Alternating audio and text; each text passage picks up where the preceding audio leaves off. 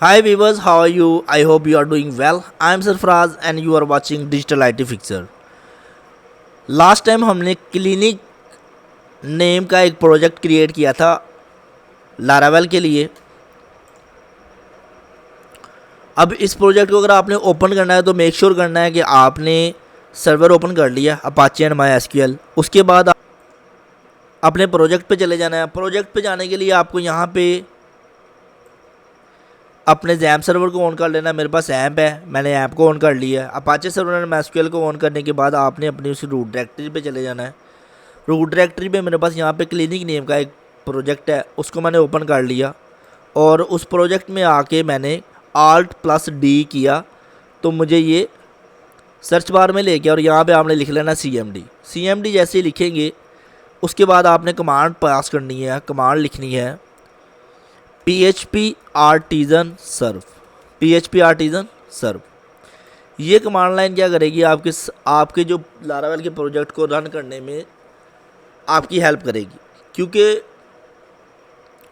PHP जो थी उसको हम डायरेक्टली PHP के प्रोजेक्ट को कॉल कर लेते थे, लेकिन लारावेल के प्रोजेक्ट को हम कमांड लाइन से ही कॉल करेंगे। इसको हम विदाउट PHP आर्टिजन सर्व के विदाउट भी चला सकते हैं, यानी कि विदाउट PHP आर्टिजन सर्व भी चला सकते हैं, लेकिन अभी नहीं। वो हम जब अपने प्रोजेक्ट को लाइव करते हैं तब हमें उसकी ज़रूरत पड़ती है, क्योंकि सम टाइम मोस्टली जो है हमारे पास जो सी पैनल्स होते हैं वहाँ पे कमांड लाइन को रन करने की एबिलिटी नहीं होती।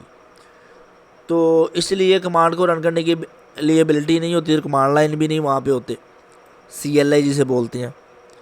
तो इसलिए हम क्या करते हैं, उनको विदाउट PHP आर्टिजन सर्व चलाते हैं। तो जैसे ही ये with in a few second लेगा और आपके प्रोजेक्ट के लिए एक डोमेन को प्रोमिनेंट कर देगा, एक आपको IP एड्रेस दे देगा कि इस IP एड्रेस पे आपकी वेबसाइट रन होगी, जैसे कि 127.0.1 और 8000। ठीक है, यहाँ पे हम इसको कंट्रोल प्रेस करके इस पर क्लिक करेंगे तो ये आपका ओपन हो जाएगा। जैसे ही ये ओपन होगा आप देखिएगा कि लारावेल की जो हमारे पास कोर प्रोजेक्ट है, कोर फाइल्स हैं, उसका व्यू हमारे पास आ रहा होगा। तो इस प्रोजेक्ट को मैं विजुअल कोड एडिटर पे भी ओपन कर लेता हूँ ताकि हम इसके कोड को भी देख सकें और रीड आउट कर सकें। तो इसको मैंने यहाँ पे ओपन कर लिया। टेलमेंट CSS की भी बाय द वे क्लासेस और सीरीज स्टार्ट हो रही है, तो चैनल को सब्सक्राइब लाजमी कर लें ताकि आपको उसकी भी नोटिफिकेशन मिल जाए। मैं अब वीडियो जो है पर वीक जो है ना अपलोड कर रहा हूँ, लेकिन मुझे जैसे ही आप लोगों का रिस्पांस अच्छा मिलेगा, कोई लाइक कमेंट कुछ शेयर मिलेंगे मुझे, तो मैं स्पीड अपनी थोड़ी सी इंक्रीज़ कर दूँगा आप लोगों के लिए, कि आप लोग मुझे रिस्पांस अच्छा देंगे तो मैं सीरीज़ को as soon as possible upload करूँगा और कंप्लीट करूँगा। मैं यहाँ पे आपको कोई थ्योरी नहीं बताने वाला, मैं आपको सारा प्रैक्टिकली काम करवाने लगा हूँ। ठीक है, जो मैंने सीखा है, जो मैं कर रहा हूँ और जो मैं आगे आपको बताऊँगा, आपने भी उसको फॉलो करना है। इंशाल्लाह आप भी सक्सेसफुल डेवलपर बन जाएंगे। अगर किसी को PHP की हाउ ना नहीं है तो वो भी मेरे से जो है ना वो मुझे कमेंट करे, मैं PHP की सीरीज़ भी स्टार्ट कर दूँगा, लेकिन डिपेंड करता है आपके रिस्पॉन्स पे कि आप कितना अच्छा रिस्पॉन्स देते हैं। जी, तो यहाँ पे हमारे पास जैसे ही हम इस प्रोजेक्ट को चलाएंगे, मैंने आपको बताया था कि जैसे ही आप PHP आर्टिजन सर्व कमांड चलाएंगे तो आपको ये एक IP एड्रेस मिल जाएगा। इस IP एड्रेस को आप ब्राउज़र पे हिट करेंगे तो आपको इस तरह से पेज नज़र आएगा। लारावेल में पहले ये नहीं था, लेकिन अब इन्होंने सेशंस वगैरह के लिए और डिफरेंट चीज़ों के लिए डेटाबेसेस बना दी हैं, तो आपको डेटाबेस भी साथ ही बना के उसको कनेक्ट करना पड़ता है।